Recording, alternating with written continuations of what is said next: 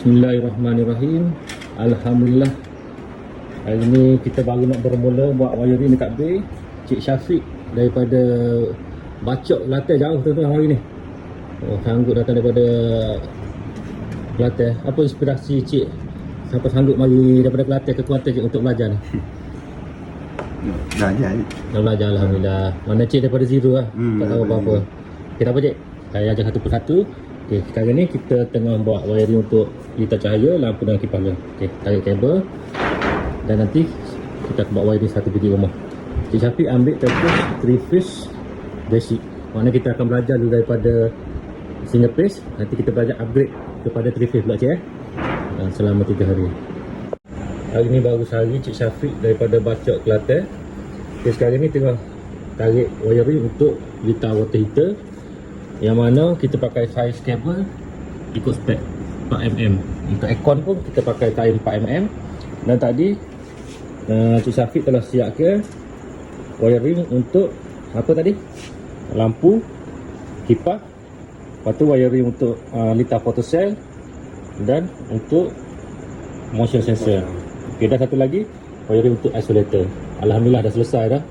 Semua ikut saiz kabel je follow spek Yang untuk litar cahaya 1.5mm, untuk litar puasa soket 2.5mm, untuk aircon dengan water heater pakai 4mm. Sebab apa dekat Madi Academy kita guna kabel yang ikut saiz supaya pelajar kita dapat rasa feel pegang kabel ke nak saiz kabel 4mm. Boleh tahan tak? Okay, tak apa. Jadi boleh belajar macam mana cara yang betul. Semalam Cik Syafiq dah siapkan untuk sistem wiring sebiji rumah. Okey, hari ni dia dah buat semua untuk tagging semua kabel ni mengikut apa yang litar yang dia tanda. Dan sekarang ni akan buat penyusunan dalam DB pula. Kita akan fitting wiring untuk main DB dengan sub DB. Last sekali baru kita fitting untuk pergi ke meter TMB dan kita masuk api daripada kabel servis TMB. Macam mana cik mudah tak belajar je? Mudah. Cik memang daripada kosong tak tahu apa? Alhamdulillah. Dah boleh bayar di sebiji umur dah cik? Sekarang ni masuk untuk bahagian DB pula.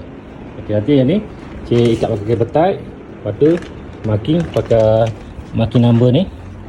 Okey. Lepas tu nanti baru kita masukkan breaker. Buat fitting untuk kabel heading dengan neutral dulu. Boleh? Untuk 22 dB Alright, baik. Cik Syafiq dah selesai fitting kat bahagian DB. Siap ada tagging number setiap kabel. Yang ni DB 3 phase main dan ni sub DB 3 phase. Okay, sekarang ni Cik Syafiq tengah tarik kabel supply untuk bagi ke sub DB, ambil daripada main DB. Lepas tu daripada main DB akan sambung dekat meter TMB, masuk dekat cut out dan ambil supply daripada kabel servis TMB. Walaupun kerja electrician hanya sekadar standby kabel meter TMB, tapi dekat Madi Academy kita share juga ilmu macam mana untuk fitting dekat meter TMB, masuk dekat cut out, dan macam mana nak ambil api dekat kabel servis. Sebabnya supaya pelajar kita akan kena bahagialah insyaAllah. Jadi dia tahu apa tugas dia setakat mana. Alhamdulillah. Okey, Cik Syafiq sikit lagi.